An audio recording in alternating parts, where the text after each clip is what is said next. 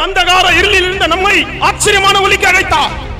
ஆனால் விசுவாசிகள், கிறிஸ்தவர்கள் இன்றைக்கு உலக மனிதர்களோடு ஒளிக்கும் இருளுக்கும் சம்பந்தம் கிடையாது பிரியமானவர்கள். ஆனால் உலக மனிதர்களோடு கலந்து வாழ்க்கை. ஒரு காலத்திலே நாங்கள் 20 வருடங்களுக்கு முன்பாக நாங்கள் கர்த்தரை ஏற்றுக்கொண்ட, கர்த்தர் எங்களை ரட்சித்த அந்த நாட்களிலே நாங்கள் எல்லாரும் ஜெபிப்போம். எல்லா சினிமா கொட்டகைகளும் சினிமா தியேட்டர்களும் கர்த்தரை ஆராதனை செய்கிற இடமாக மாற வேண்டும் என்று நாங்கள் ஜெபித்திருக்கிறோம், உபவாசித்து ஜெபித்திருக்கிறோம்.